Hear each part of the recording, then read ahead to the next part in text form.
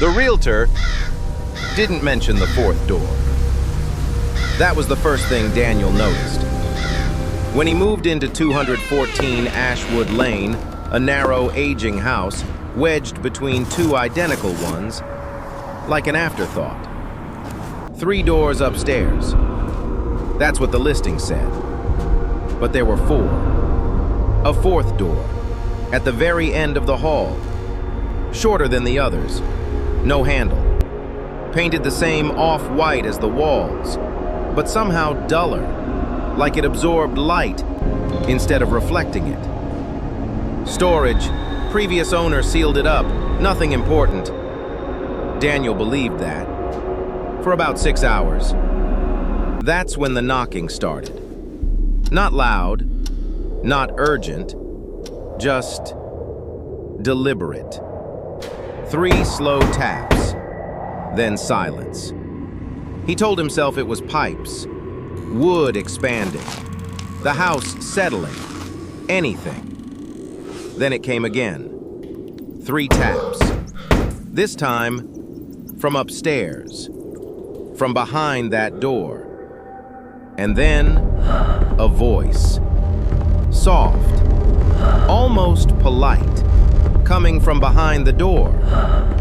Daniel, Daniel, you locked me in. His name, his own name, coming from behind that sealed door. That's not funny. I can hear you breathing. He didn't sleep after that. The next morning, he laughed it off. Lack of sleep. New place nerves. He pressed his ear against the door. Nothing. No hollow echo. No sense of space behind it. Just silence. Too much silence. Like pressing your ear against something that didn't exist. The second night, he kept every light on. Laptop open. TV on low. 2:09 a.m. He waited. 2:17 a.m. The TV cut to static. The lights flickered. And the knocking started. 3 taps. Then 3 more. Louder this time. And then a voice. Soft. Calm. Coming through the door. Daniel. Daniel. You locked me in. His name. His own name. Coming from behind that sealed door. That's not funny. I can hear you breathing. He didn't sleep after that. The next day, he spoke to the neighbor. The man chose his words carefully.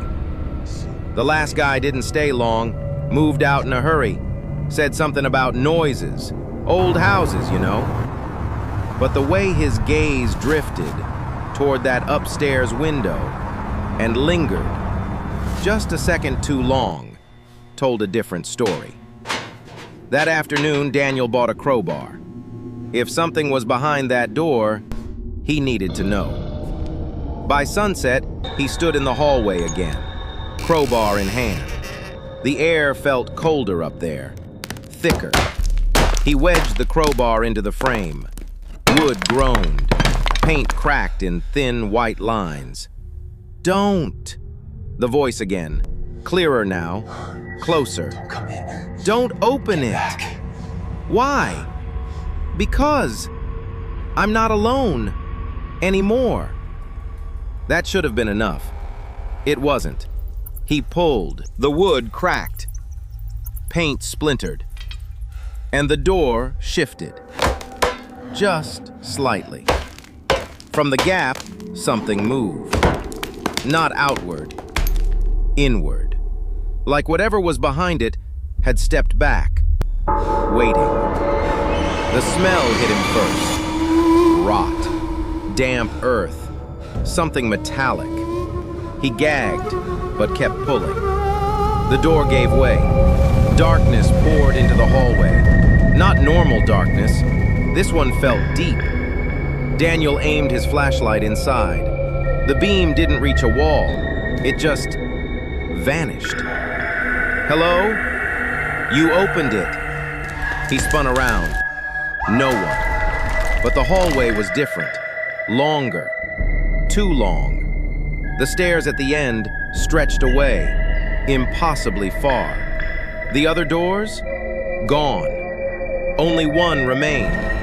The one behind him. From inside the darkness, something shifted. A figure stepped forward. Tall. Too thin. And its face was Daniel's. Exactly. But the smile was wrong. Too wide. Too slow. You took a while? What are you? I was you. Before I opened the door. Behind it, more shapes. Dozens. Hundreds. All standing just beyond the light. All watching. Waiting. Daniel turned to run, but the hallway behind him had disappeared. Only darkness. Only that room. Only them. The last thing anyone heard from 214 Ashwood Lane was a single quiet knock. 3 taps. Then silence. A week later, the house was listed again. 3-bedroom, recently renovated. No mention of the 4th door. But if you ever find yourself there, standing in that upstairs hallway, noticing something that doesn't quite make sense, don't ask about it. Don't touch it. And whatever you do, if you hear knocking at 2:17 a.m., don't answer. Because it might already know your name.